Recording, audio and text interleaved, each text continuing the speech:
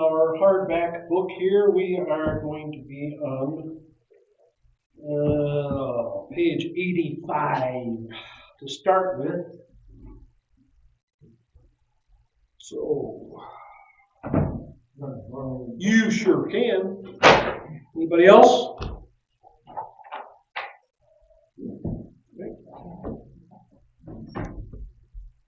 Passages there on page 13 are what we'll start with, so if you want to find those, Genesis 1:1 we know. I'll do that in Hebrew for you. Genesis 1:27, 9:6, Deuteronomy 32, Isaiah 55, Romans 13, 1 John 3.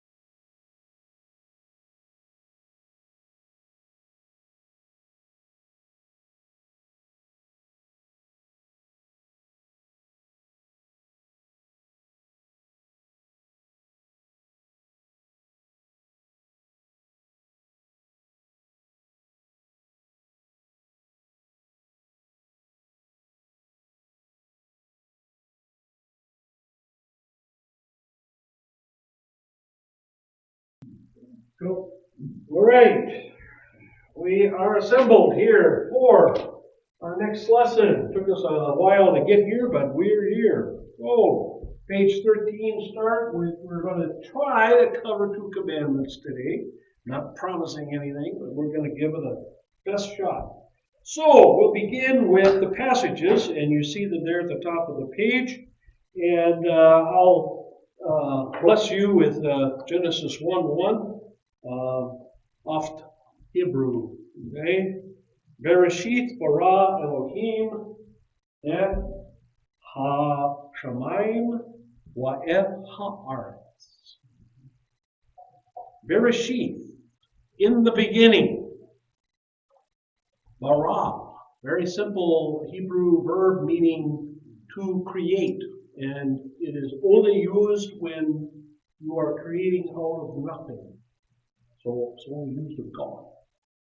Bereshit, in the beginning, created God, Elohim, God, which is actually plural, interestingly enough. And it's the first sign of the Holy Trinity. So God's, you could say, but of course we know that God is one, so it's all three persons of the Trinity. Eth is just the definite article, okay? The, meaning not any other bodies anywhere. The heavens, Hashamayim, okay?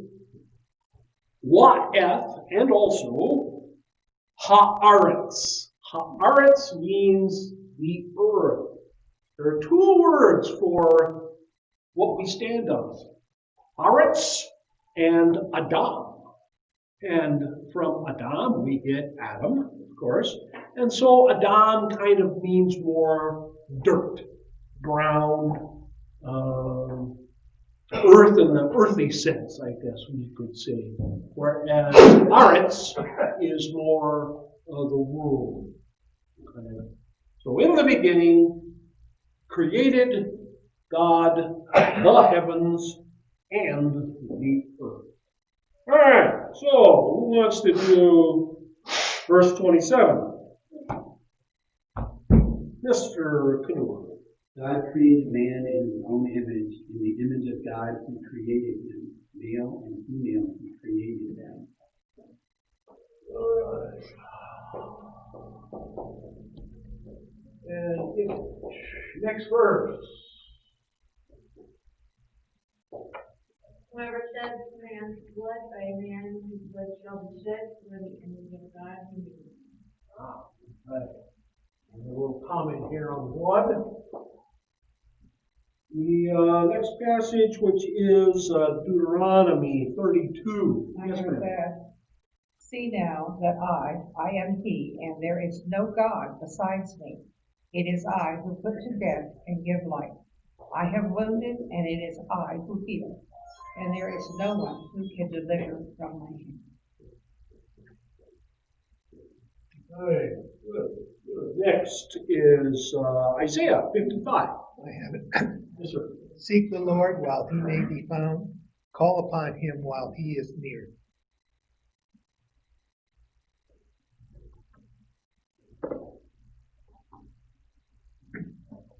Okay. And Romans 13.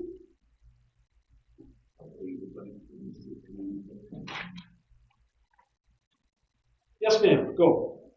Romans 13:4. For it is the minister of God who do for good, but if you do what is evil, be afraid, for it is not there to store for nothing, for it is the minister of God. And then sure he brings wrath upon the one who practices. And 1 John passage.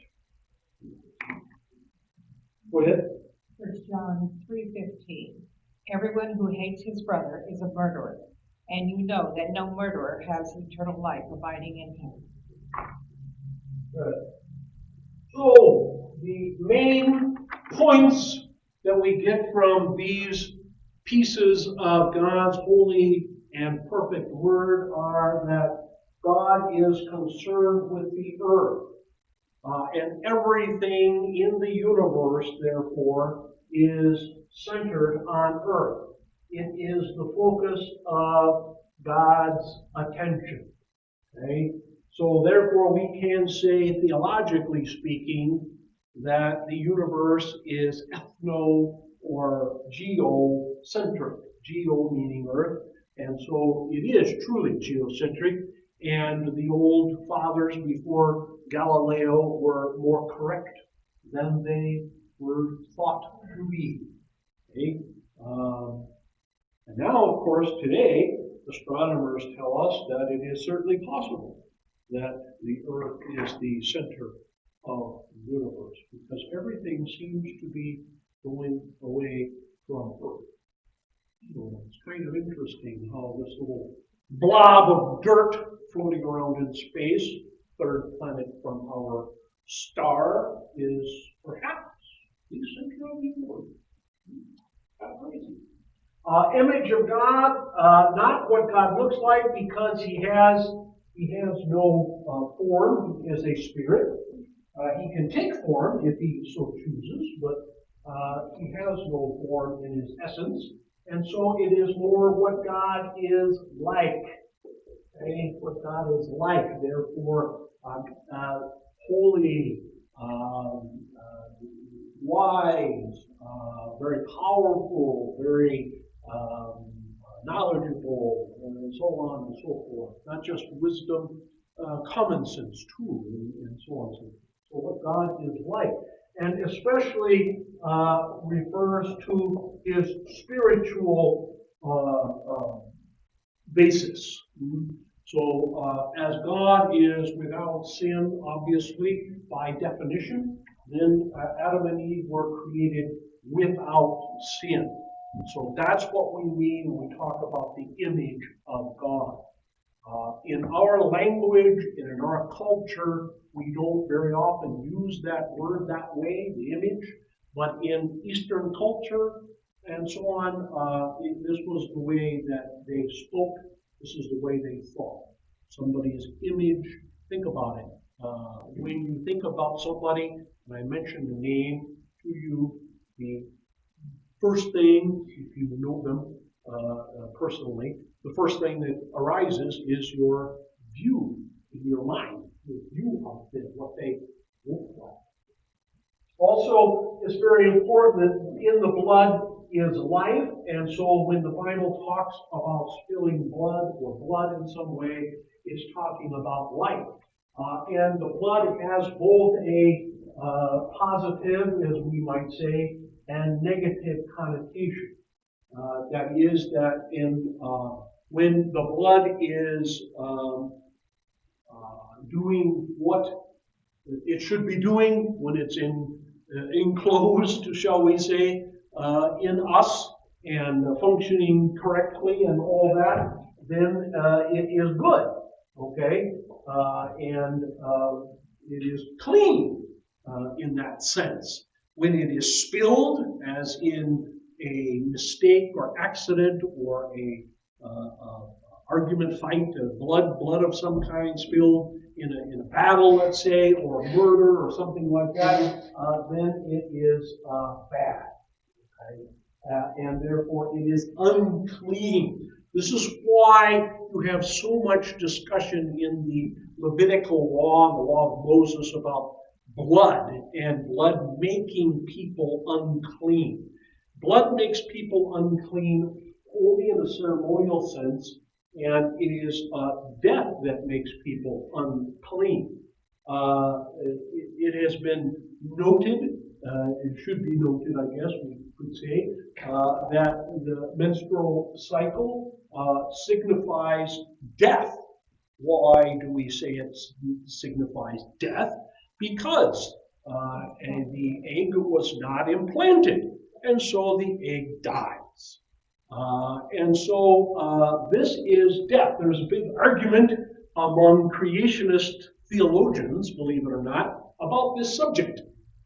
Whether or not Eve menstruated. This is a huge argument, believe it. I mean, really. They have conferences on this. I'm not kidding you. Well, and it makes sense in a way, because if there was no death before the fall, and if the fall was, say, more than 28 days or more than a month away from creation, then there's the big question people have. Well, did death occur then? Did one of Eve's eggs die and therefore create death? Or was the cycle then adjusted after the fall to account for this? Good question. Impossible to answer. I don't know why they debate it, but they do. But frankly, in my thought, it is impossible to answer, unless you want to just come down hard and fast on one side or the other and say, well, before the fall, there could not possibly be any kind of death whatsoever. And then that makes that the whole cycle unneeded. Well, if you're going to do that, then you have to say that there was no death of flies and no death of amoebas that live only 12 hours, and bacteriums and viruses and all kinds of other things that die within a very short period of time. And you're going to tell me that between the creation day, that whatever was created, and the fall into sin, that no insects died, even though many of them only lived 12 to 24 hours? I find that just a little bit odd. And so I think these people who are so adamant about no death forget that death is a result of sin, and animals don't sin. Okay? And unconceived eggs don't sin either, for that matter.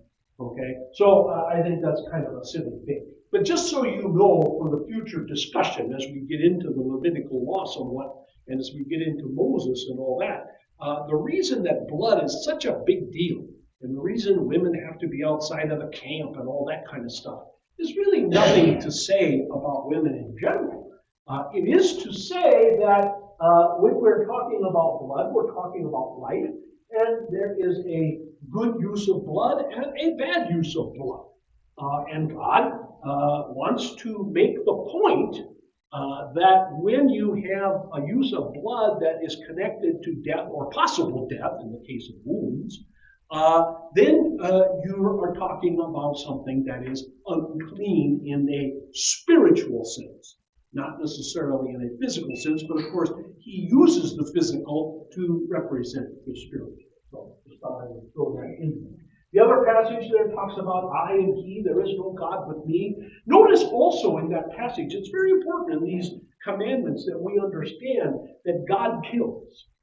You know, I say that a lot. I make a big point of that because it is not said enough, I don't think. The 400,000 people who have died from COVID have only died by the permission of God. Period. Underline, exclamation. You have to continue to make that point today. We have to do that because God alone kills. He says so right there in that passage. You heard it yourself. You read it yourself. You see it. Okay? God kills, God makes alive. God wounds, God heals. Okay? It's as simple as that.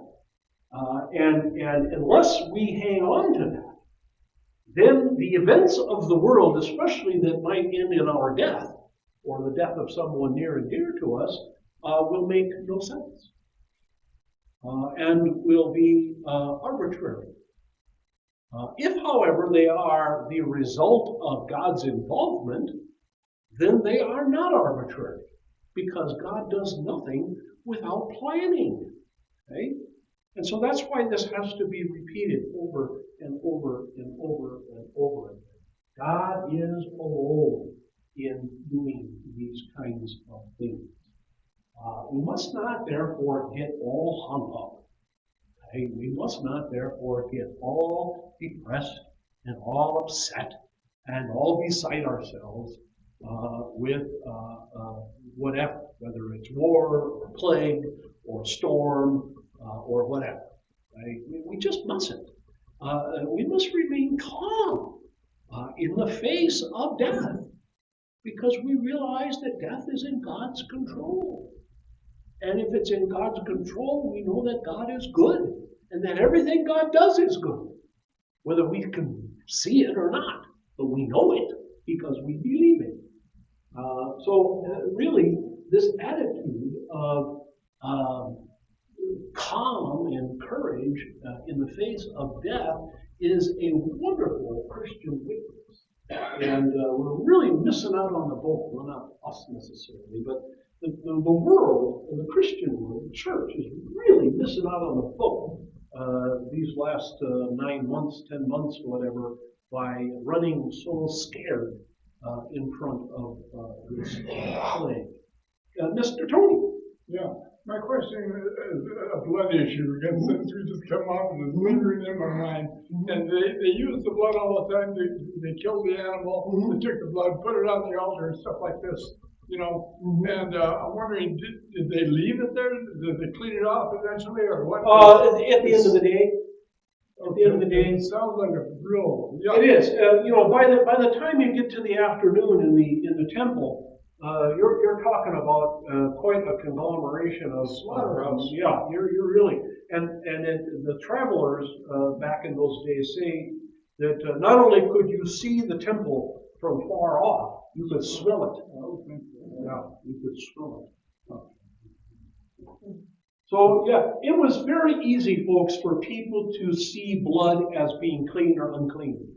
If it was used for a purpose like spreading at the feet of the altar, it was clean.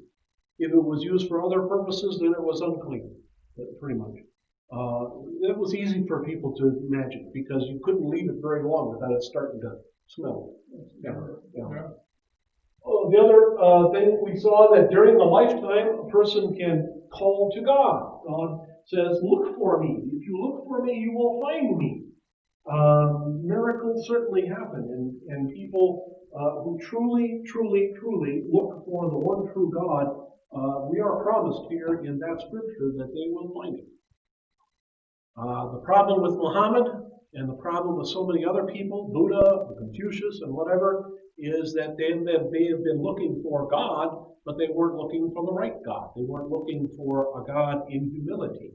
They weren't looking for a God to teach them. They were looking for a God that was like them.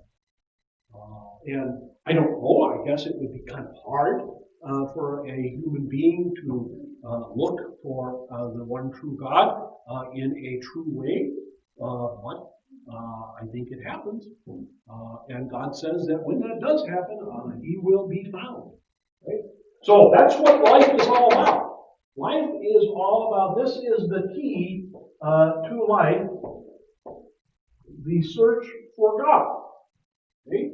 And in most of our cases, of course, we are brought to God by our parents in holy baptism, or we were found by the gospel somehow through a preacher of some kind or teacher of some kind, or that kind of thing. Also, another point, the government is minister of God. It represents God. And therefore, God gives the government, as we talked about already in Commandment 4, God gives the government certain rights and privileges, one of which, of course, is to take a life. This is given to it by God and for a good reason. Okay? There is a good reason here for capital punishment, and it is supposed to be a deterrent. Now, there is a lot of argument nowadays about the deterrent effect. But the point that the Bible makes is not that the deterrent is on others. The Bible really doesn't care one way or another about that. The deterrent effect is on the killer. In other words, one thing we can say for absolute certainty is that the person who is executed is not going to kill again. Whether somebody else is moved to not kill because they knew of or saw or heard about an execution is not the Bible's point. And God and the Bible could care less about that. That He's not interested in that. He's interested in individuals. He's interested in that individual, God saying to the individual, never mind him, you're the one who's going to die. You're the one who's going to get it. Okay? Forget about that guy over there. I'm talking to you, buddy boy. You better not kill. Okay? That's God's original intention, and that's His intention for the government. The government is not to be in the business of rehabilitation. The government is not to be in the business of deterrence for other people. That's not the interest of the government. The government is interested in getting rid of killers, murderers.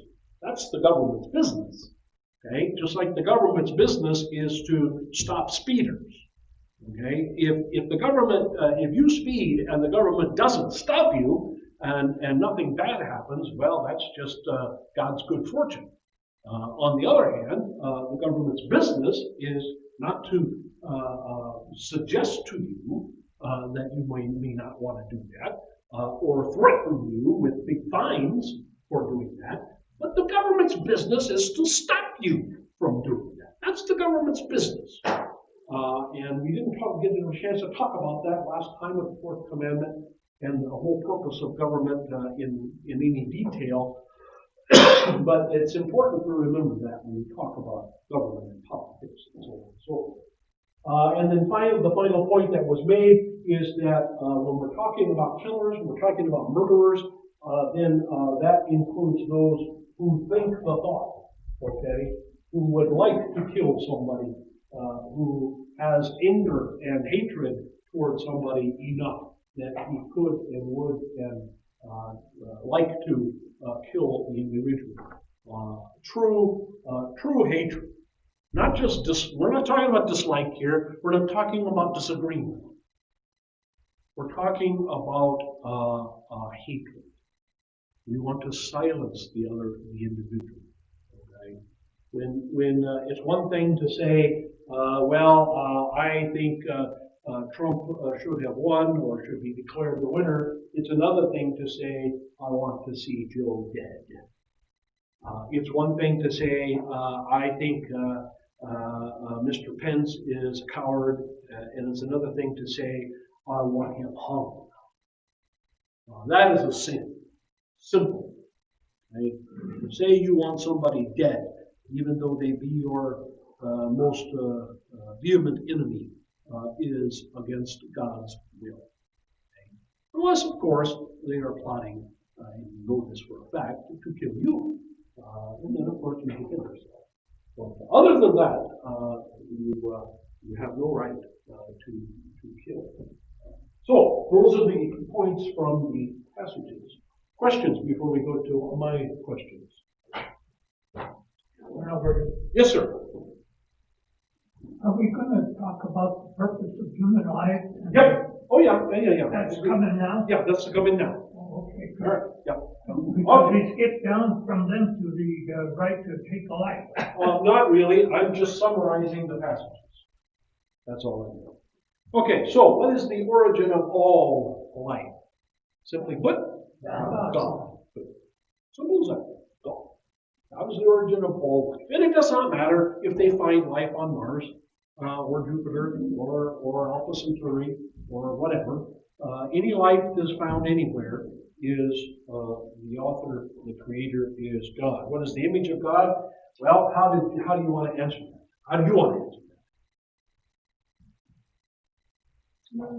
Anybody got a suggestion? Do we agree on an answer? Do we agree on an answer, anybody? Anybody? Nobody? Yes, sir.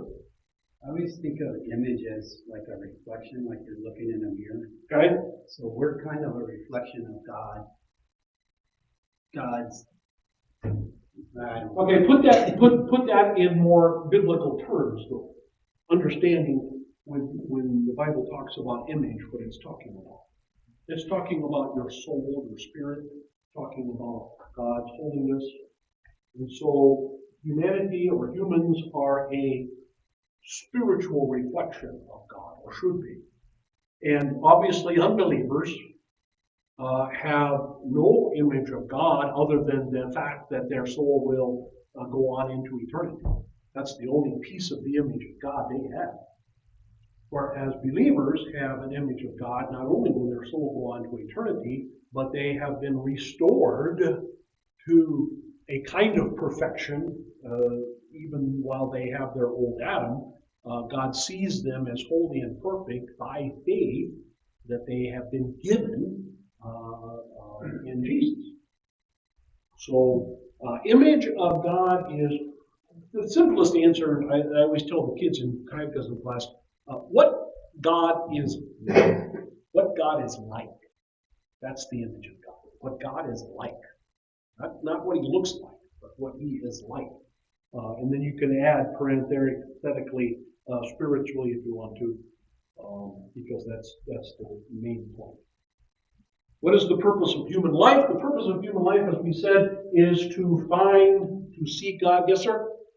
Lorraine Griffin, online for the image of God, I believe that she put in morning star. Yeah, that is often used in the Bible. It's a very often used picture. Why? Because it's very bright. It's got a kind of a white light to it. It is very guiding to people, and this. So it is used in the Bible as a sign of God, and very quite often as a picture of the Messiah. True. Purpose of life is to, as I say, to seek and to find God. Now, of course, we know that without the Word of God, without the Bible, without the gospel in the Bible, we could not find God, even though we would seek Him. And so God has to come in some way, means of grace. Right?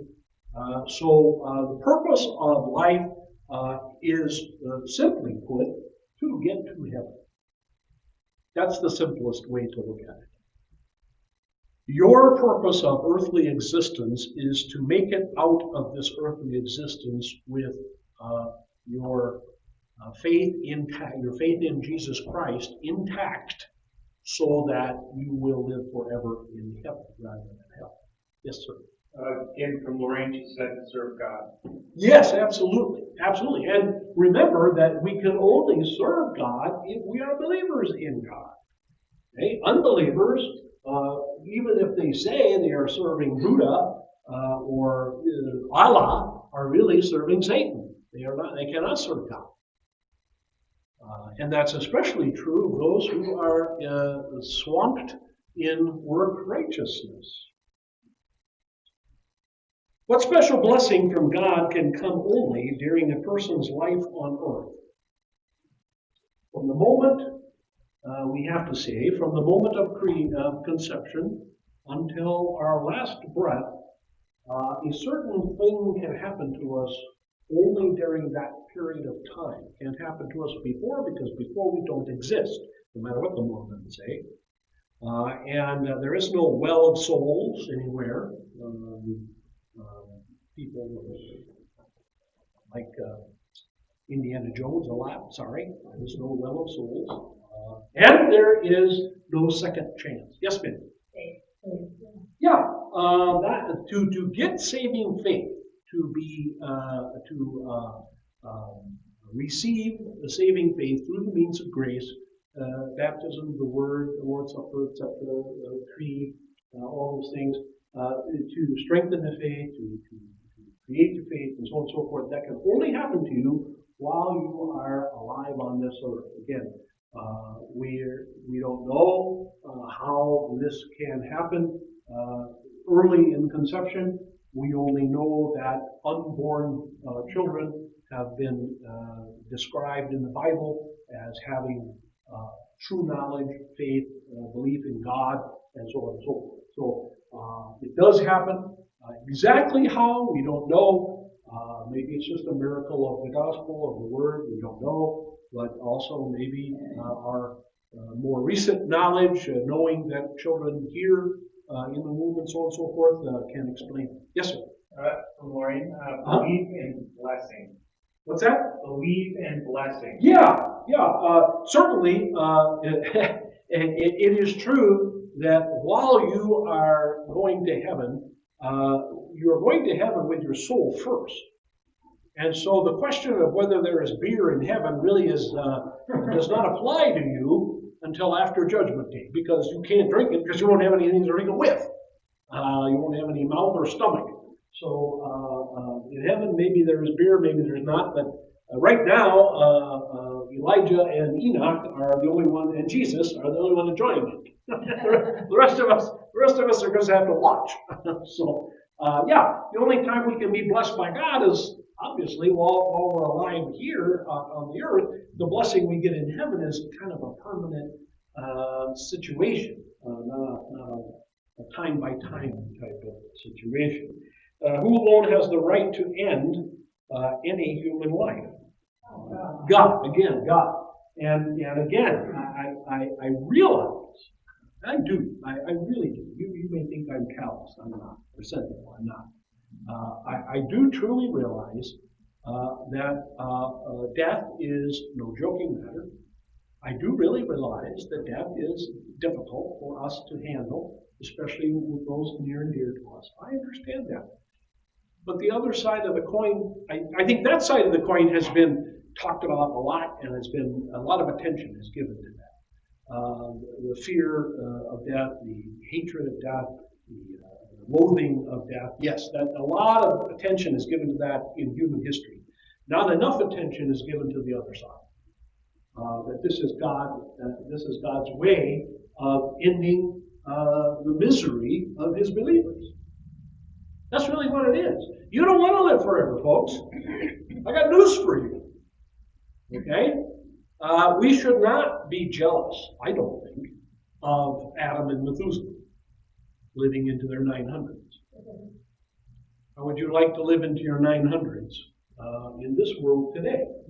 I certainly would. I would definitely request an early demise if I were those guys. I imagine they were very relieved to shuffle off this mortal coil, as Shakespeare would say. Yes, sir. Sometimes I think that even more than leaving it, is the fact that people have to leave their toys behind. Yeah, this bothers a lot of people. Sure. They work so hard on what they're going to do. Yeah, you can't take them with you, right? But that all death in this world is the result of God's action, or you could say inaction. He does not prevent a death. We have to understand always that God works through, very often through means and modes. He can allow Satan a certain amount of power and a certain amount of permission. Okay? Yes, ma'am. Lorraine, God wants us more. Wants us? God wants us more. God, yes, God wants us more. That's right. Yes, absolutely. And that again should be our main emphasis when we're talking about this subject. Again, we always sympathize with those who are undergoing physical trials and tribulations, and those who certainly may pass away in unpleasant manners, either in a wartime situation or in a disease and a plague of some kind like we have now. Certainly sympathize with that. Certainly we don't like to see that from our own standpoint. But again, we have to end the discussion, in the thinking, in the conversation, if you will, always on this is God acting, this is God doing, this is God wanting this to be accomplished.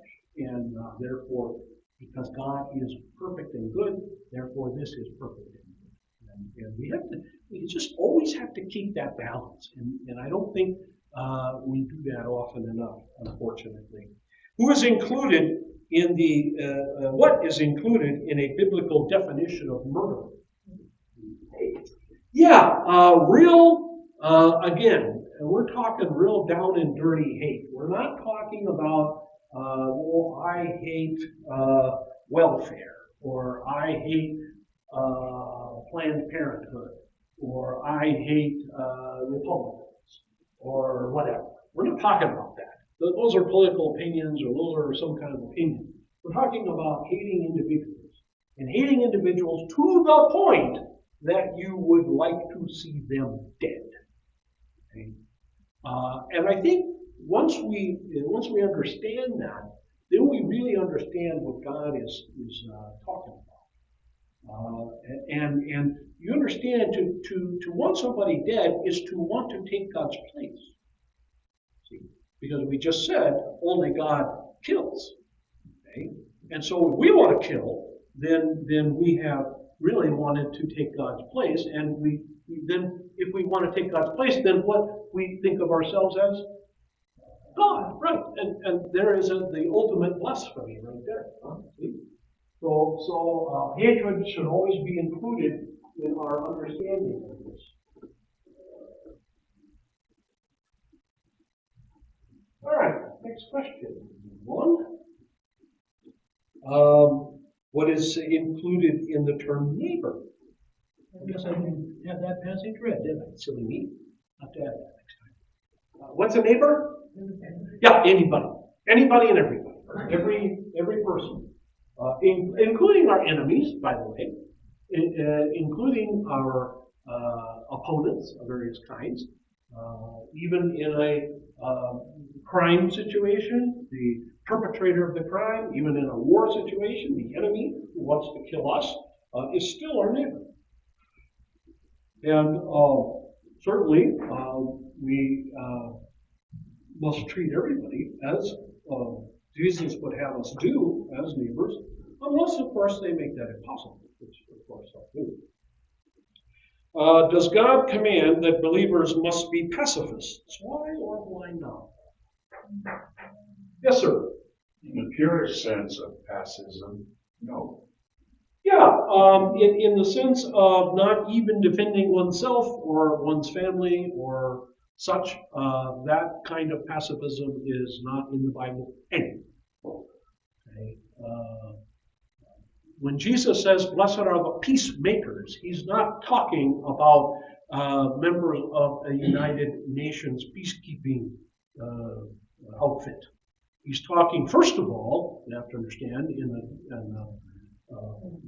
the Sermon on the Mount, we have to understand that when he's talking about peacemakers, first of all, he's talking about people who preach the peace of God. In other words, those who make it possible for God and man to be reconciled, which are gospel preachers. So that blessed are those who talk about the ultimate peace, which is peace with God. That's the first peacemakers he's talking about. And then secondarily, obviously, those who make peace between people who are at each other's throats, yes, they're blessed too. But the first blessing is, again, preaching the gospel. And why or why not? Well, because. Why not? Obviously, why? Because God has given us His permission through the government, or if there is no government, then, well, there's always a government.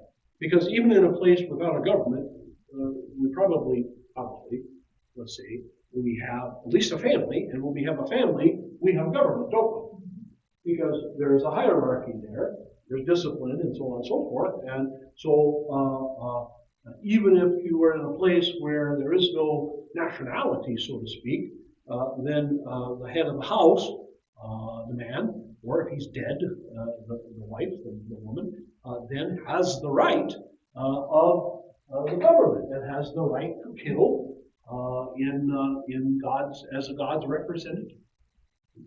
So that's why pure, as Mike said, pure pacifism or pacifism in the definitive sense is not Christian or biblical.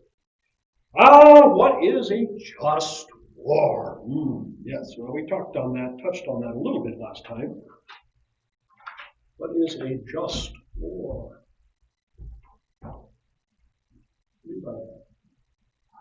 Well, based on what we've said in all of this discussion here about taking life and attacking people and so on and so forth, the only just war would be a war of defense.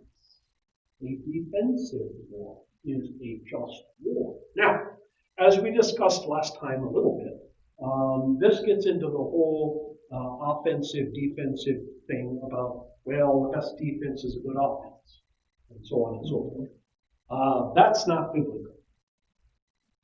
Okay? That's not biblical. It applies. It what? It applies. It is often applied. Yes, it is often applied. It is applied incorrectly. Why? There is one very good reason why that particular thinking, a good offense or offense is the best defense kind of idea, is not correct in a biblical sense. One very good reason. It is noted that God had given the children of Israel a number of occasions where He put them on the offense. And that is true. Jericho did nothing to Israel. Nothing. Jericho didn't send an army against Israel. Jericho did not infiltrate their ranks and create chaos and havoc in the camp of Israel. Jericho did nothing. Jericho was just sitting there behind its walls, minding its business, not caring one way or another about the characters on the other side of the river. And God ordered His people to go march on Jericho, surround it, blow the trumpet 7 times, and then walk in there and kill everything living, men, women, children, and animals. including infants and everything. Murder the whole town, I shouldn't say murder, kill the whole town. Yeah, except for Rahab's family, who got out. But everybody that was still left in there, okay, that was an offensive war, folks. That was an offensive attack. And there are plenty more like that in the rest of the Bible. But of course, what do we say to that? It was directed by God. It was on the direct command of God. Okay? You will note that in most of the other cases where Israel or somebody in charge of Israel, a king or some kind, went on the offense himself, most of the time it ended in disaster.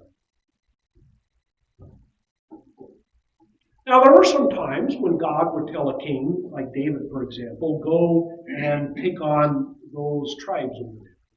And he wouldn't direct him specifically, individually, battle this way, fight this way, use the left-handed guys or the right-handed guys, or, whatever. He would just say, go out there and make war on those people. I'll be watching. Other times, he would direct people like he did with Gideon, take only so many, take the ones who drink water in a certain way, and this kind of thing. He would direct them very precisely. But the point is that either in a general way or in a very specific way, God was in charge. The other times that Israel or its leaders went out and made offensive war usually did not turn out so well.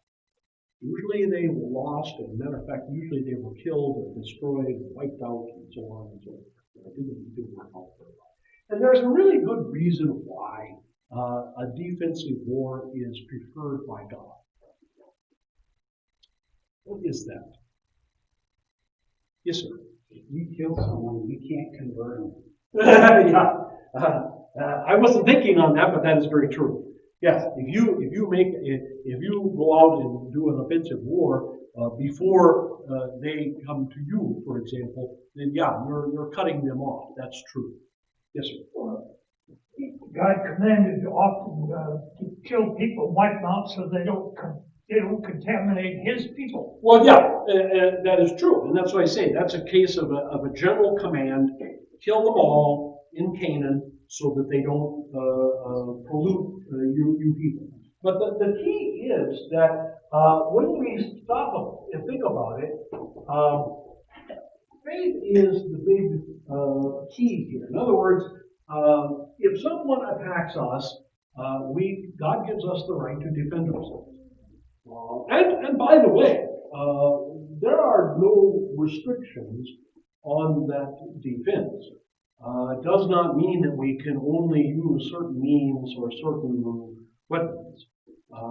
As far as I can tell in Scripture, there are no particular rules of engagement, if you would, by God. Once you are attacked, or attack is enemy, you can say, well, I can use any and all means at my disposal. So if somebody that breaks into your house, sure, yeah, I guess it would be thought by the police to be a little overkill if you emptied a Thompson machine gun into a certain person. I can see that. I can see him saying that, but God would not say that. God has no concern about those kinds of things. But the point is that if you are in your castle, okay, and you have a nice moat around your castle, all right, okay. Yeah, that's the pathway out of the castle.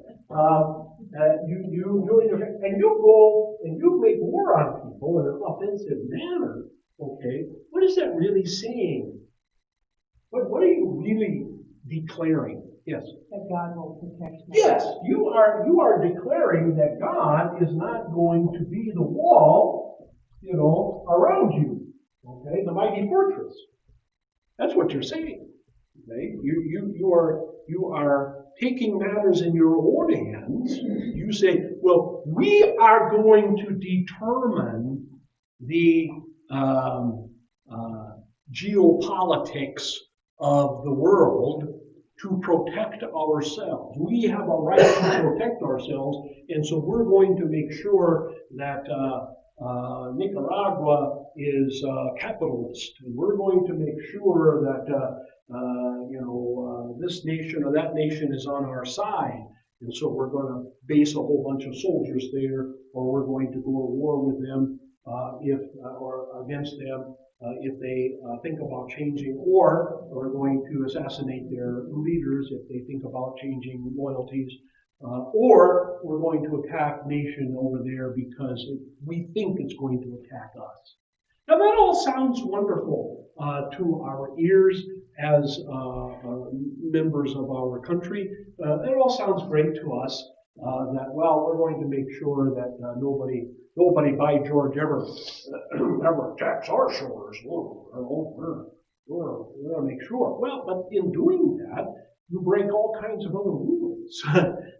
In doing that, you really, and not only do you break a lot of commandments in going out there and everywhere, you also show that you have no faith in God to protect you, and you also give people the idea, or give people the opportunity, I should say, to call you a hypocrite, because that's obviously what you are. Are we really all that desirous to have capitalistic competition? I don't know. I doubt it seriously. I think rather we are like to have competition under our thumb, if at all possible. That's a very humanistic and a very worldly way of looking at things. That's not very, frankly, nice thinking of it. And we should maybe not applaud such attempts as much as we do. Again, these things require us to think deeply and spiritually, which Americans a lot of times don't like to do because they don't like the results.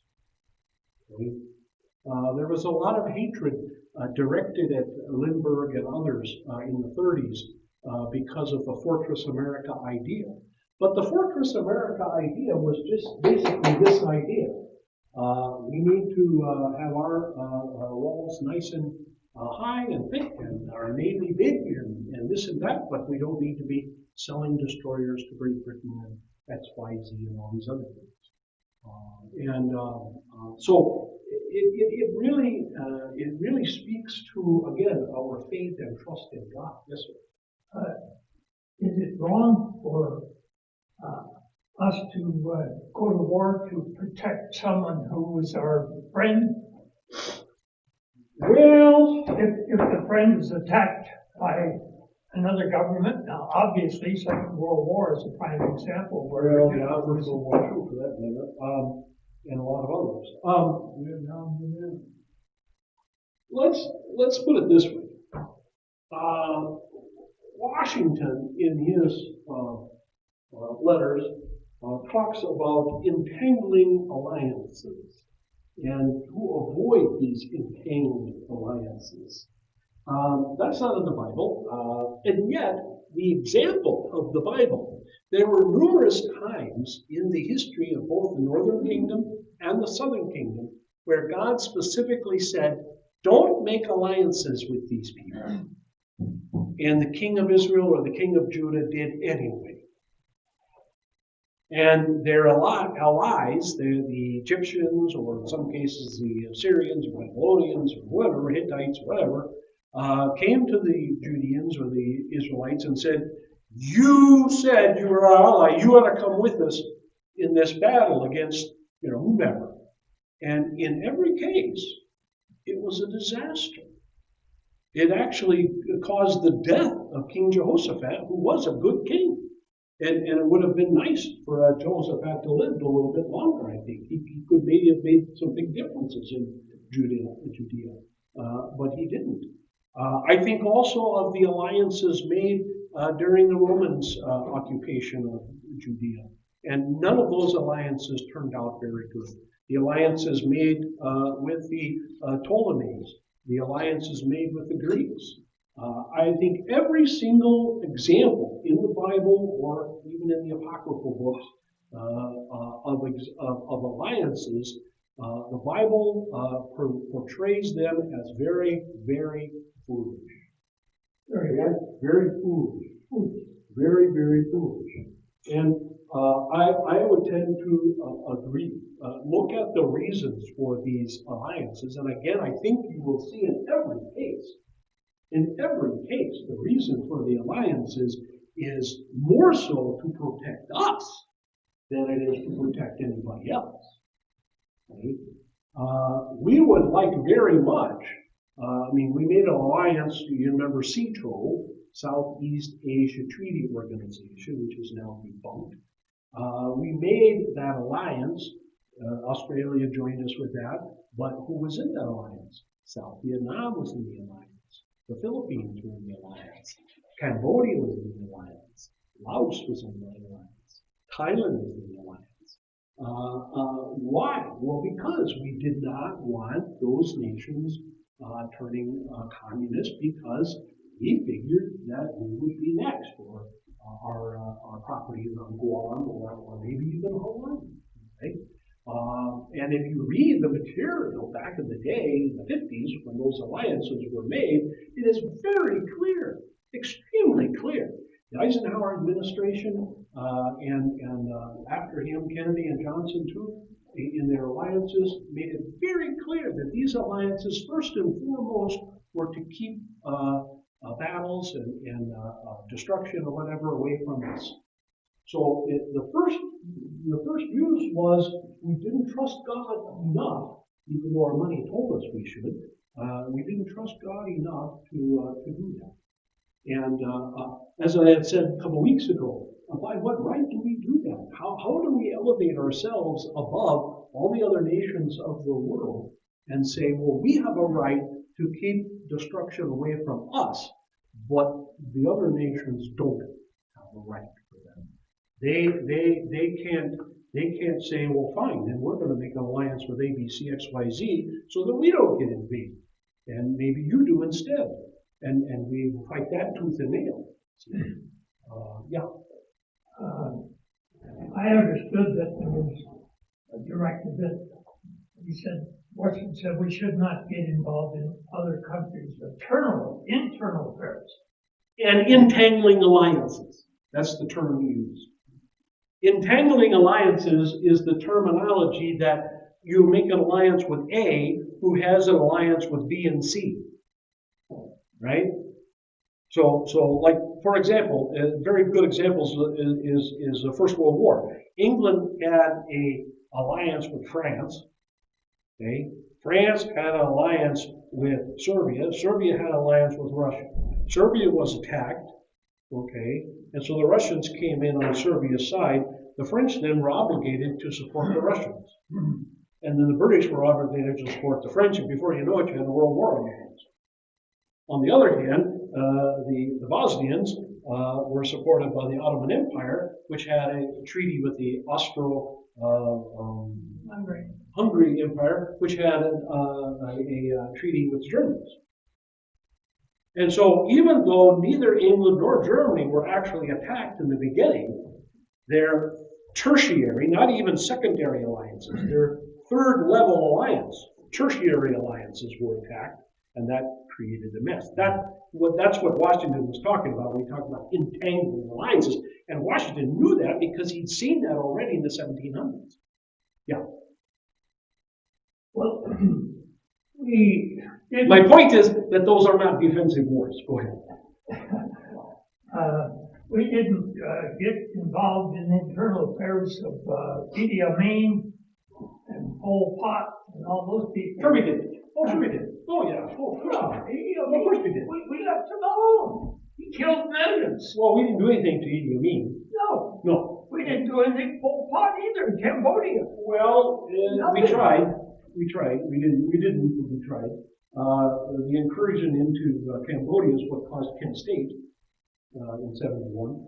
The enemy of my enemy is my friend. Well, yeah. you know, sometimes it's obvious and sometimes it's not so obvious, and sometimes we don't know for a long time. How long did it take before we found out about the assassination of Salvador Allende? 4 or 5 years, 6 years, 7 years, okay, before we found out the CIA assassinated the guy. Same with, what was his name? The president of South Vietnam. Who? We had him assassinated. We didn't find out about that for 3 or 4 more years.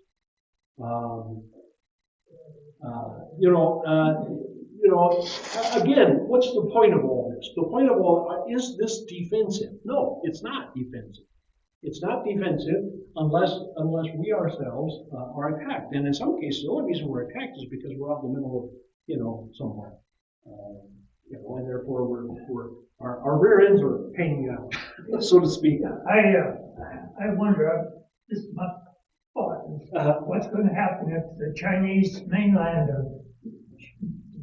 communists attack the Republic of China on Taiwan? Sure. Well, if I was Taiwan, I would just say, okay, we give up.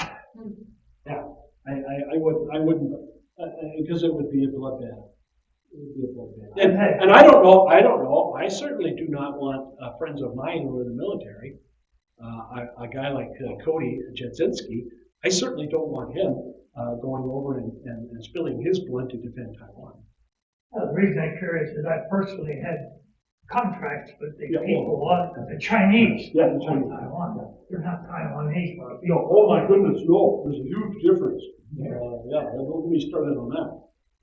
Yes, sir. So, if everybody is our neighbor, we also have an obligation to defend our neighbor. Now you're talking the difference between individuals and nations. There's no place that I know of in the Bible where God applies that commandment to nations. If I've missed one, I would certainly like to be enlightened. And I know we do it. I know we extrapolate things like that, the fifth commandment and neighbors, the Good Samaritan. We extrapolate that out to include nations' interactions. I know that. I don't know that that's. I am pretty sure that that's not biblical. So when the Hutus are slaughtering the Tutsis or whatever that is. Who's in control? Well, I understand that. Okay, God is in control. Let God take care of it. God will take care of it in the way He will take care of it. He does not need us. Well, in the same sense, though, when a guy breaks into my house, right, that's different. I could use the same philosophy. No, because the Bible specifically says if someone attacks you personally and you are in danger, your family's in danger, your wife is in danger, your children are in danger, or even your property is in danger, you had every right to kill that individual. Nowhere does it say that about nations. Nowhere. Not a single passage anywhere does it say that about people, societies. It says that about individuals. It does not say that about nations. And to humanize nations, to morph them into like people, and that the commandments apply from one nation to another, is taking the Bible way out of context and is a misuse of Scripture. Big time. Big time. Now, again, certainly our foreign policy as much as our domestic policy. I would like if Mr. Joe or whomever was president or whoever was in Congress to follow godly directions and guidance in the laws. They never have, but it would be nice if they would do that. But I certainly can't demand that, and I certainly can't even use the Bible to encourage them to do that, except when it comes to individual people. No, I would disagree with that. The Bible clearly holds the leaders of nations accountable, and God punishes a nation for a leader's mistakes. He does that all the time. Does he? Yeah, he does. How many people did God kill when David made his mistake? He was punishing David when he realized that. Well, people suffered because of David. Well, I know, but he was punishing David. Well, sure, but the people suffered because of that. Okay. So God, But he wasn't punishing the people. He wasn't even punishing David for that matter. He was just chastising David. He was disciplining David, and the people were used by God, as he can do since he's God. I cannot see God. I cannot see an example in the Bible. Okay? There are plenty of examples. You're right. There are wicked kings, and wicked kings were chastised by God in various ways, and sometimes that chastisement bled over into other people. Okay? And look at Daniel's prophecy, for example. That's a good example. Look at Daniel's prophecy. And in nowhere in that prophecy does God say, and look at the way he describes the Alexandrian Empire, or the Roman Empire, or the Persian Empire. He just describes them as evil and wicked and nasty and whatever. But not once in that entire prophecy does God say, I'm going to hold them accountable or whatever. He doesn't say that. In the entire prophecy is for one purpose and one purpose only. Why?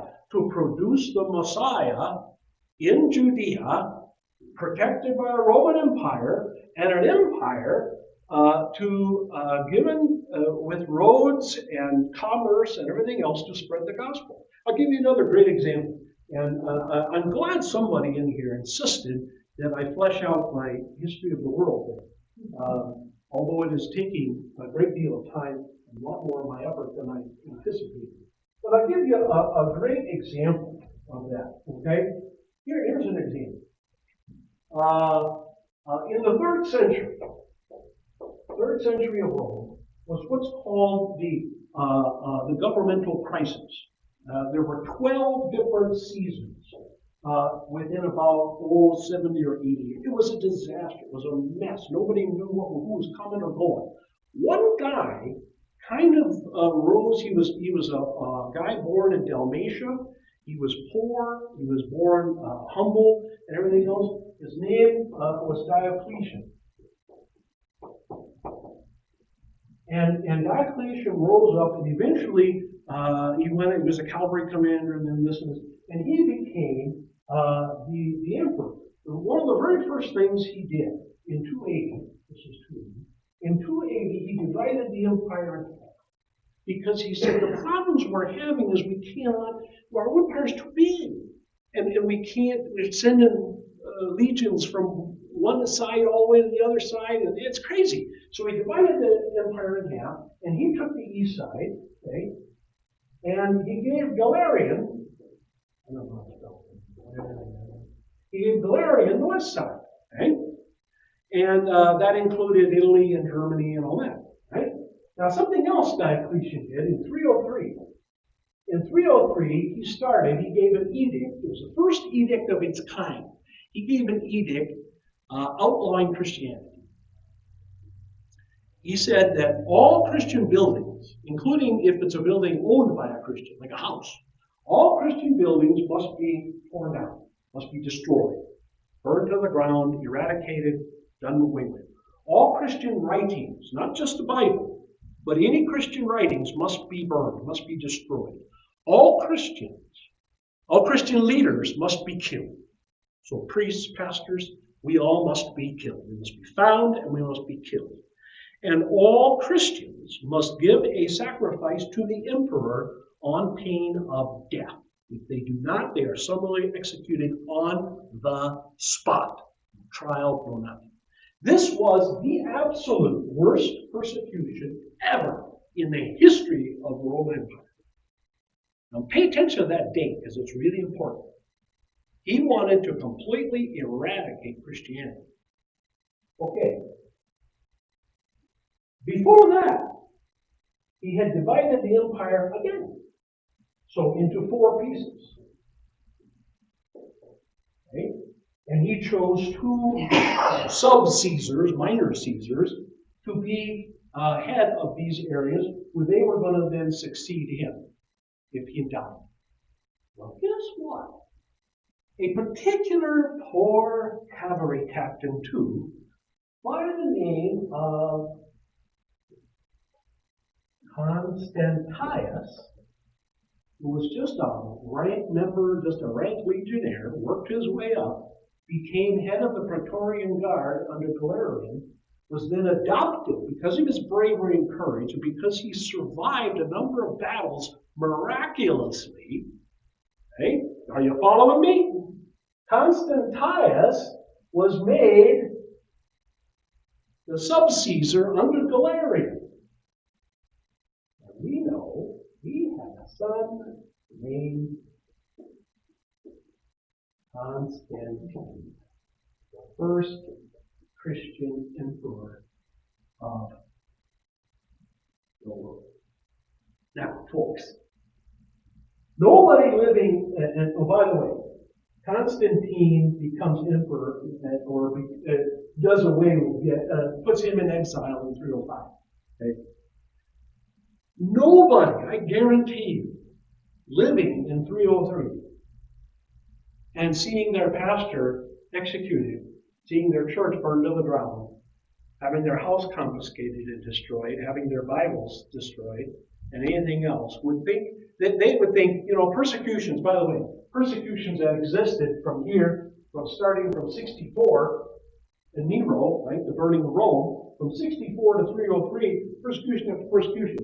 Very few of them were empire-wide. This one is empire-wide. Every tiny little hamlet and village in the empire got this edict. Okay? Anyway, so terrible persecutions for 250 years. And they weren't getting better. They were getting worse. It's kind of like turning on the news every day now and finding there's another variant of the stupid virus. And now this morning I hear that the vaccine may not be so effective on the latest variant, which is Californinus. Yeah, that's what they're calling it. It's not the United Kingdom one. It's not the one from Britain. It's a brand new one. And they're calling it virus Californinus. So anyway, things are getting worse and worse and worse and worse. More Christians are dying. More Christians are dying. More Christians are dying. More Christians are dying. They're dying in more terrible ways. It's getting absolutely horrible. And all the time, God has in mind from 280 to 305, working out his way, working out so that eventually Christianity becomes legal and actually becomes the official religion of the empire. No one alive in 303 would ever have thought that in a bazillion years. 10 bazillion years. Folks, who should we trust to run the world? Thank you! We as a nation and as people have got to get this in our thick skulls. God does not need us.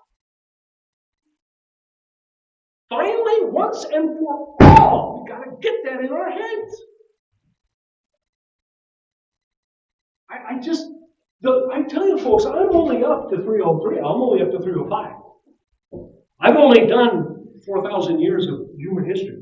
And I've got the most important, the 2,000 years ahead of me. What am I going to find? I bet you I'm going to find hundreds of examples like this. And I probably won't finish this task. I probably won't. I'll probably be dead before I get out of the 1,000s. Because I am finding more. My little one line, so-and-so did this on this day, is now becoming,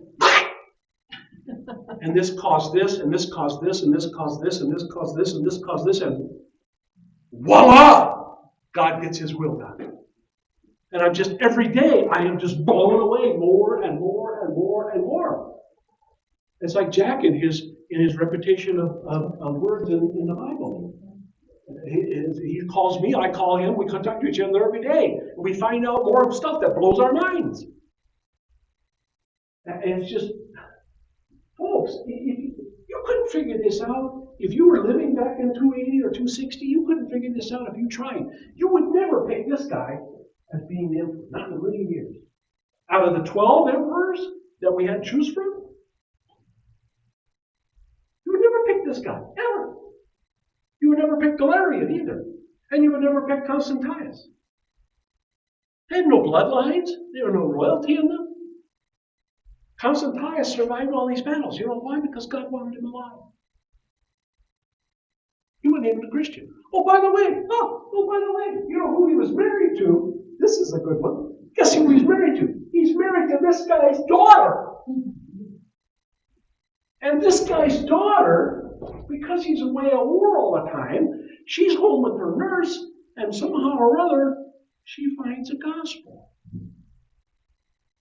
This, the wife of Constantius, becomes Constantine's mother, who teaches him the gospel on her knee.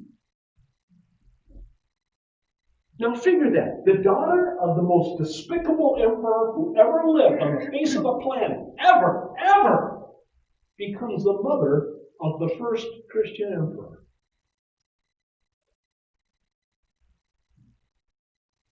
I tell you, I drooled, literally. My mouth was hanging open and I drooled all over my keyboard. That's how amazing I found this to be. Folks, I'm telling you, God knows what he's doing. I don't know how else to explain it. God knows perfectly what he's doing. You know, maybe he wants to discipline the Hutus. I don't know. You know, maybe he wants to discipline us. You know, we get invaded and we got to, build shore batteries in California again. Well, maybe that has nothing to do with whether or not we're good military strategists or not. Maybe it has to do with what God wants. You ever think about that? Huh? Has it ever occurred to you about what God wants instead of what we want? Huh? That's all I'm saying here. An awful lot of believers in this country, I'm afraid, are Americans first and Christians second.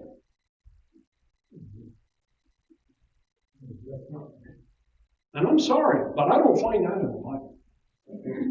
I know that may hurt some of you, and I understand that, and I sympathize with you.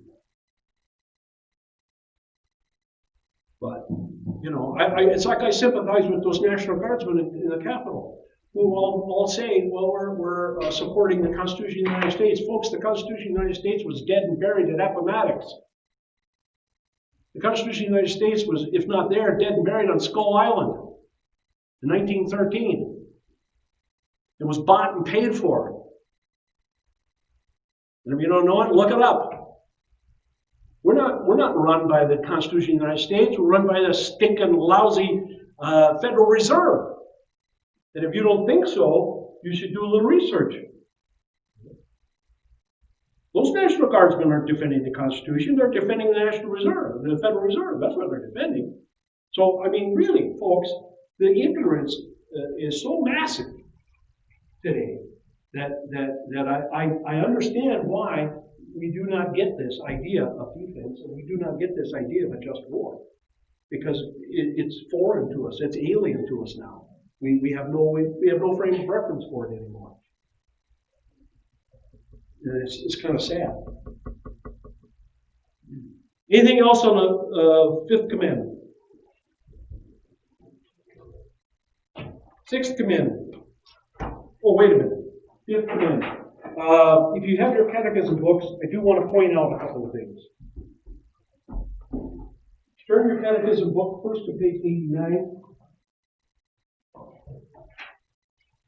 This is really handy. Again, if somebody needs an answer on this subject and you're looking for one that's really, really well worded and you can zip out to them, here it is. Human life is God's gift, over on page 89, underneath the passage of Luke there, Luke 1. Human life is God's gift. The living but unborn are persons in the sight of God from the moment of fertilization or conception. Therefore, every human life is precious to him and is also to be precious to us. Any destruction of embryos through the use of abortifacient drugs or in connection with procedures such as IVF, in vitro fertilization, is also therefore contrary to God's will. In some rare and exceptional cases, a medical procedure that is actually necessary to save a mother's life may, tragically and unintentionally, result in the death of the unborn child. This is your answer to people who want to know where you stand, okay, on this subject. This is an excellently well-worded paragraph I couldn't find a better one anywhere. You know, this is really well done, and I applaud the people who put it in there. Next, turn the page to 90 and look down under question 63. This also is really important. Someone is thinking about having an abortion. What should I do? What if someone has already had an abortion? This has happened to me in my ministry numerous times. Facing unplanned pregnancy is very difficult. We must also sympathize with that. The mother is sometimes urged or pressured to abort her unborn child for various reasons. None of those reasons can change the value of the life and the child already in her womb. If you or someone you know is pregnant and considering an abortion, ask God to help you think about this in the light of His Word and the gift of life He has given His unborn child. Now, of course, this is being written for Missouri Synod confirmation kids. Okay, so you know, it's kind of brave, really, of them to put this in here. Taking the child's life is not only wrong, but also adds a greater burden of guilt and grief. And that's a couple of passages. B, do not face this alone. Seek help of compassionate Christians. Pray for courage to talk with your parents and ask for their support and assistance in the pregnancy and childbirth. Talk with your pastor, please. Okay? Make people aware of that. Who will listen in complete confidentiality and speak Christ's words of forgiveness to you. There is no such thing as unforgivable sin, except unbelief. He can also offer additional resources such as pregnancy help centers where medical and counseling services are provided. I have numbers with me at all times for such services. C, if you or someone you know has already had an abortion, do not let the world's ideas, on the one hand, minimize the sin. Or, on the other hand, allow guilt to make it seem unprudent. Those things should be kept perfectly balanced. Okay? Sin is sin, forgiven is forgiven.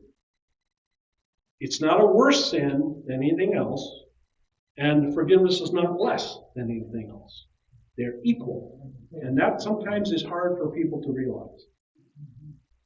Abortion, like all sin, is to be confessed to God so that we hear and trust His forgiveness for Christ's sake. Pastors will help by listening compassionately as we confess this or any other sin, and will absolve us, declaring to us that Christ died for us and rose again to forgive all our sins.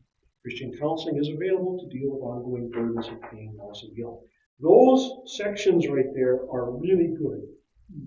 Really good, and you keep them marked in your catechism, because if it comes up, you, grandchildren, grandnieces, whatever, okay, have this handy so that you can refer to this. And the passages obviously are also extremely good. Okay, all right. Wanted to make sure and point that out because it's very helpful. Okay, let's just talk a little bit about marriage. Let's, instead of reading all of those, let's just read a couple of them. Let's see, Matthew 19. Somebody find Matthew 19. Okay, go ahead. 19:6. So they are no longer two, but one flesh. What therefore God has joined together, let no man separate. Right. I think it's important to note here that the hortatory, what's called the hortatory in grammar, is being used, not the imperative. Okay? The hortatory means God does not want this done. Let this not be done. It's not a command. This can't be done. Or it is impossible to do. Or it shall never be done. Doesn't mean that. Okay? Let it not be. It's not, God is saying it's not something I want. But when it happens, it should be rare. And it should be only for very specific reasons. We have some people, not very many, just a couple, we have one or two pastors in our church body that believe that marriage is for life no matter what. In other words, even if you are divorced from your first husband or wife and married somebody else, you're not committing adultery, really, you're committing polygamy. This pastor believes that you are still married in God's eyes to your first or second or third or fourth or how many other husbands or wives. He's absolutely convinced of it. And I cannot shake it. I've tried. You don't hear it. it happens. What can I tell you? Let's see. 1 Corinthians 6.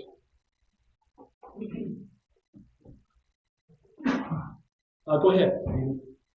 Or do you not know that your body is the temple of the Holy Spirit who is in you, whom you have from God, and that you are not your own? All right. Therefore, our bodies do not belong to us. They belong to God. And by extension, if you read into chapter 7, then Paul, by extension, says your husband's body belongs to you, the wife, and the wife's body belongs to him, the husband. And that is the secondary. It only belongs to you individually, personally, third in the marriage situation, which was radical thinking at the time, very radical thinking at the time. I'm sure a lot of men would agree, yeah, the woman belongs to me, she's my property. But for Paul to say that the husband's body belongs to the wife, ooh, wow, now you're really stretching it, okay? And probably didn't go over real well. So I know it certainly didn't in Roman society. Some societies it may have, but didn't in Roman society. And Ephesians 5, let's do that one. Ephesians 5, well, let's do 22 and 23. Wives, be subject to your own husbands as to the Lord. For the husband is the head of the wife, as Christ also is the head of the church, he himself being the Savior of the body. Okay, so subject there, then 25 basically says be subject to one another in love. Okay, so there's this mutual subjection. There is a headship, but that headship is to be done as described there in love. What is the biblical definition of marriage? Biblical definition. What would you say? Man alone. Okay.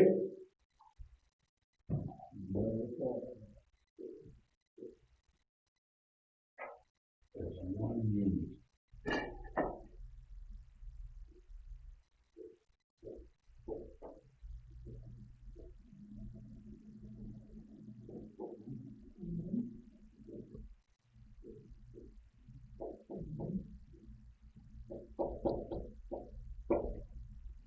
Man and a woman together for life. Now, two things, only two things, are included in a biblical marriage. Right?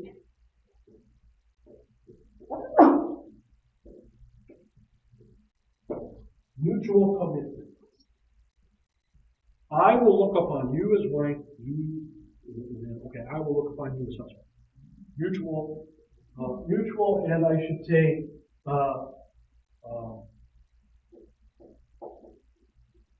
voluntary, not forced. Mutual and voluntary. Although, maybe voluntary is not right. I should change it. Will.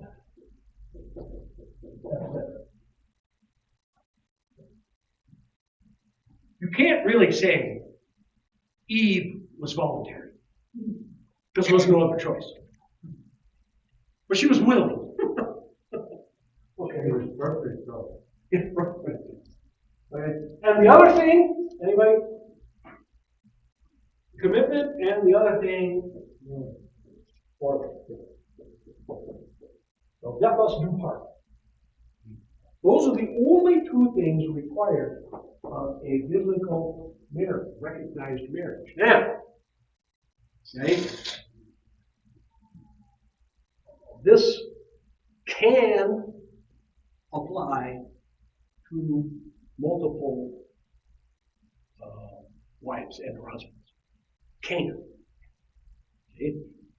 And did in the example of numerous Bible heroes of faith. That is, they were believers and went to heaven. We know that because we're told that. who had anywhere from 3 to 7 to 1,000 wives. That does not mean that that was preferred by God. It only means that you can apply these two commitments, these two strictures, if you will, to multiple marriages. The question has been raised as whether you can apply them to same-sex marriage. Certainly not in a biblical sense. So you can never say that a couple is married in God's eyes if they are both male or both female, because that's very clearly does not fit in the top. I guess we should say 3 then if you go 3 things. That's why I did not. That's why I did not put 1 here. A lot of laws and a lot of Christians too want to make this a law, and I understand that. I don't necessarily have anything against that. I appreciate their concern, but that's really not biblical. This is biblical in that sense. So that does not apply to 2 women or 2 men. State can recognize that as a marriage, and if the state recognizes that as a marriage, then the state does that, and we don't have anything to say about it. But these are the requirements biblically. One of the blessings of marriage, I call them the 3 C's. Companionship is number 1. The Romans make it number 3. But companionship is number 1. You can put the next one 2 or 3. It really doesn't matter. But children, either children can be 2 or chastity can be 2. Whichever one is 2, then the other one is 3. Some would say that chastity comes before children. Others say children come before chastity. I don't really care. It doesn't really matter. I think in most marriages, chastity comes first. I don't know, I'm guessing. Unless you get pregnant on your honeymoon. Even that, I don't know. But, okay. What is adultery? This is very important.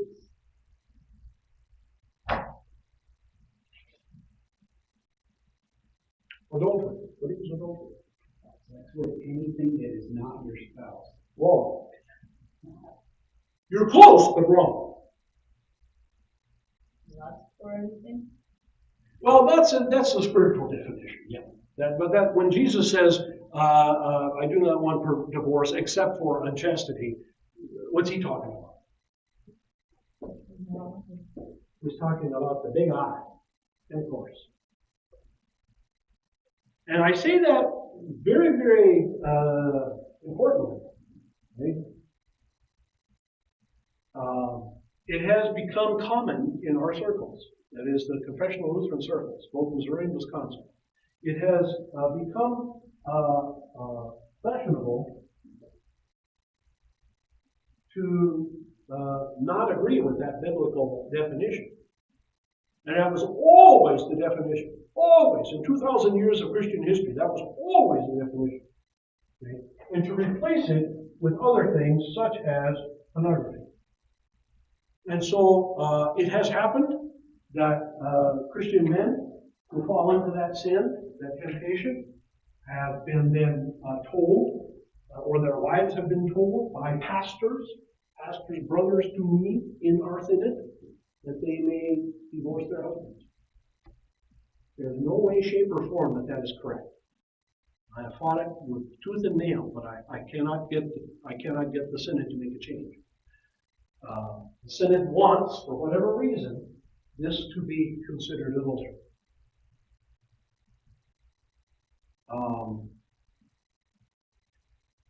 I don't know what to tell you. Now, I will grant that when we're talking about desertion, I don't have any idea. Desertion? That choices?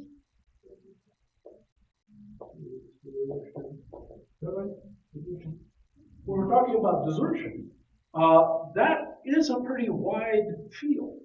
And it's a wide field for 2 reasons. One, because the Greek words leave it open. and because we usually apply this terminology, malicious. In other words, some harm is done. Now, we have decided as a church, and this is across most churches now, that this desertion, this harm can be done physically, can be done mentally, can be done emotionally. So we do give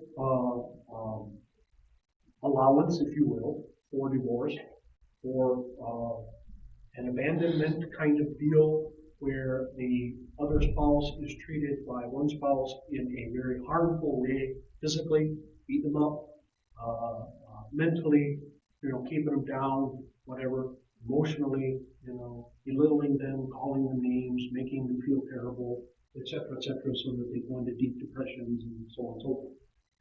And I grant you that this is a judgment call. A lot of this is a judgment call. This is never a judgment call in the Bible.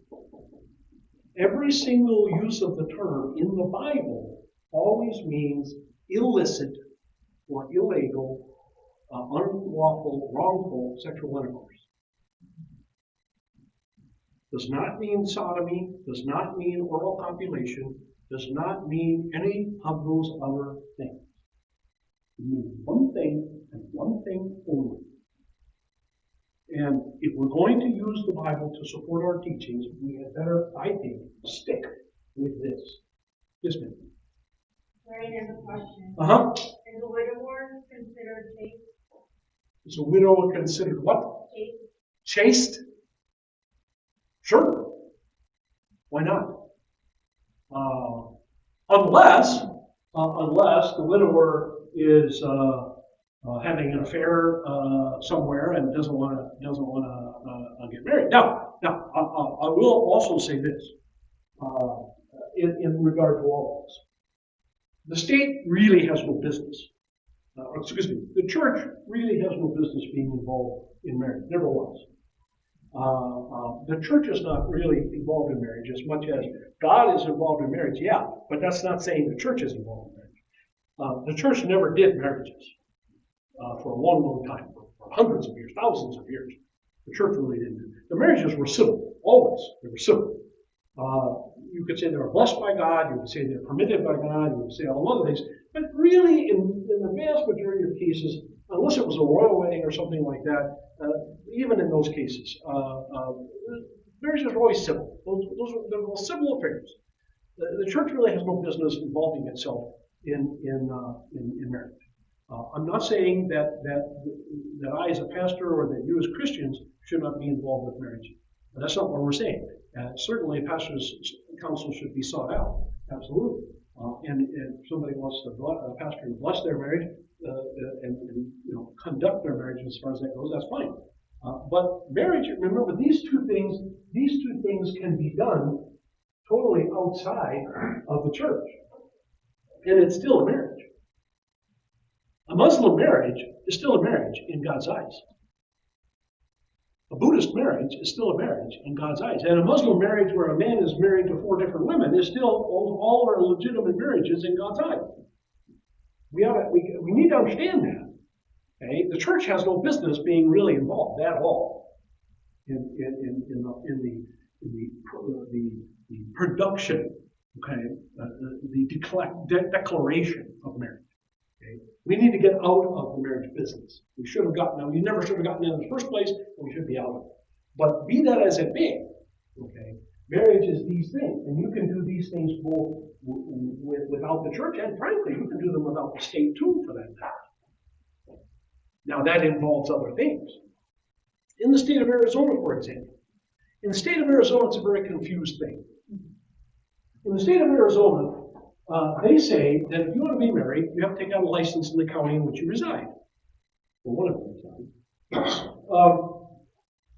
At the same time, there are no laws against cohabitation. If you want to live in the same house with the person of the opposite sex, or same sex for that matter, if you're of that proclivity, and tell people that you're married, then the state can't do anything to you. There's no law against it. So they're in a very strange situation where they say, well, to declare yourselves married, you need this over here. But then if you just want to say you're married to other people and live like you're married to other people, we don't care. It's like, why don't you get rid of this one over here, this law over here? Because the county recorders would shoot us. Because they would lose their money, their fee. Do the same laws apply? What do you mean? To, No, that's the thing. See, without that piece of paper, you go into the hospital and you got your live-in, okay, that's in the hospital, and you want to go see them, and you say, I'm next of kin. They'll go, no, you're not. Yeah. Because the state regulates that, but they don't regulate the other side of it. Yeah. Now, if you were in Texas, it'd be different. If you were in Texas and signed in at the Motel 6 as Mr. and Mrs. Smith, then in Texas, you're married. Colorado used to do that. Colorado used to be that way. It's not that way in Nevada, by the way. Don't let anybody tell you that. That's not true in Nevada. Nevada is not a common law state. And there are 14 common law states. Some of them you'd be surprised at. I don't remember them all right now off the top of my head. But some of them are on the East Coast. I thought they were all out here in the West. They're not. Anyway, in some states, you just tell people, yeah, we're married. This is my wife.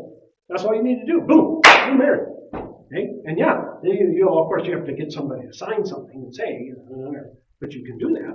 And then you can get in the hospital and, make them heirs to your property and all kinds of other stuff. Yeah. But yeah, you're right. There's only one spouse then testify against the other, considered a spouse? No, you don't get, no, you gotta have that piece of paper to get all those other little dandies, yeah. Yeah, you gotta have that. But again, you can exist in every other. It used to be the old laws were that if you were found cohabitating, you could be arrested and either fined or thrown in jail. They don't have all those laws were wiped out, and so they wiped out all those laws against cohabitation and whatever. But they kept the laws about you have to get licenses and all. And so it's really, really strange. There's no enforcement ever done, unless, like you say, hey, I want this privilege. Well, then you got to pay the fine. You got to pay the fee. Okay, we didn't get very far, but we'll pick it up next time. Polygamy and divorce. Pick it up at that point. Questions? All right. Thank you very much. Good group today. Thank you, Lorraine.